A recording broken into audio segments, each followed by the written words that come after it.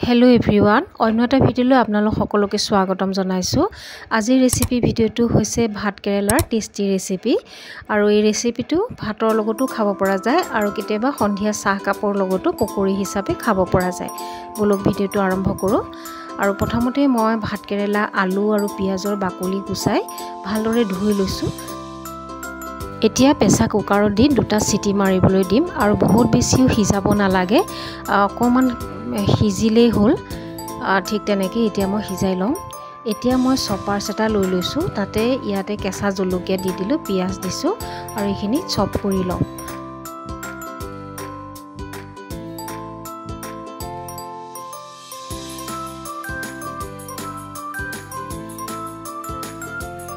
পিঁয়াজখিনি চপ কৰি লোৱা হৈ গ'ল। এতিয়া বাউল এটাত ইয়াত 3 চামুচ বেচন দি দিছোঁ আৰু লগতে সোৱাদ অনুযায়ী নিমখ দি দিছোঁ আৰু ইয়াতে চাউলৰ গুড়ি 2 চামুচ দি দিছোঁ আৰু গুড়িটো নাথাকিলে নিদিব পাৰে আৰু হালধি অকণমান দি দিছোঁ।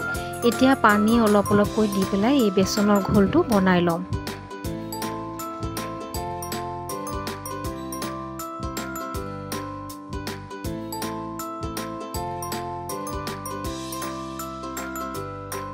আনফালে ভাতকেৰেলা আৰু আলুখিনি বইল হৈ ঠাণ্ডা হৈ গ'ল আৰু এতিয়া ভাতকেৰেলা এনেকৈ মাজে মাজে ফালি দি দিছোঁ আৰু এখন চামুচৰ সহায়ত মাজৰ এই গুটিখিনি উলিয়াই ল'ম।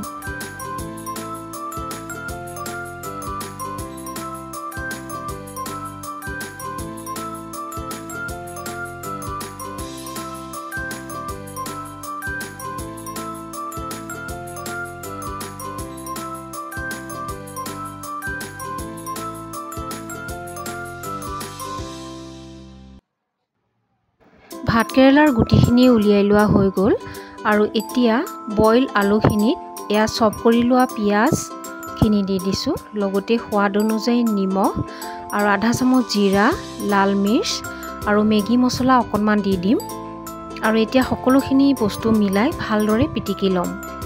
ভাতকেৰেলাৰ টান গুটিখিনি গুচাই কোমল গুটিখিনিও ইয়াতে মিক্স কৰি দি দিছোঁ। এতিয়া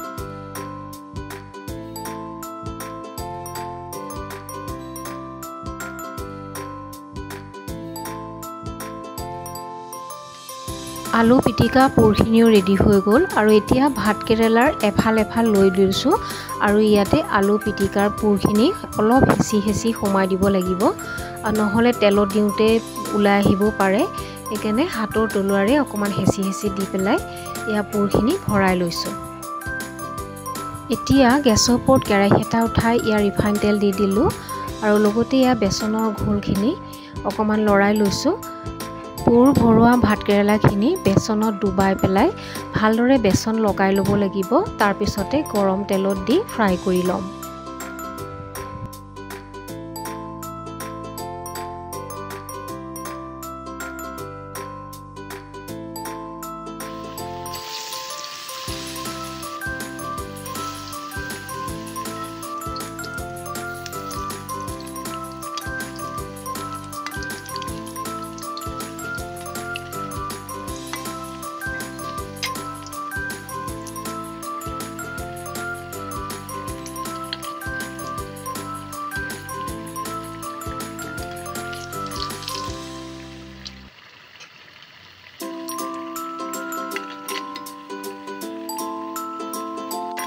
গেছৰ ফ্লেমটো ল' টু মিডিয়ামত দি পেলাই ফ্ৰাই কৰিব লাগিব আৰু চাওক গোল্ডেন ব্ৰাউন হৈছে আৰু এতিয়া মই বাকীখিনিও এনেকৈ ফ্ৰাই কৰি লওঁ।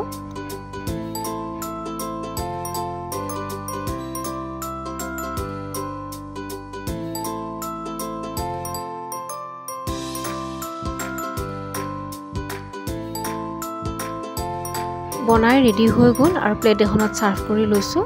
আৰু আজিৰ এই ভিডিঅ'টো আপোনালোকৰ কেনেকুৱা লাগিলে, যদি ভাল লাগিলে তেতিয়াহ'লে লাইক এটা কৰিব আৰু মোৰ চেনেলটো ছাবস্ক্ৰাইব কৰিব।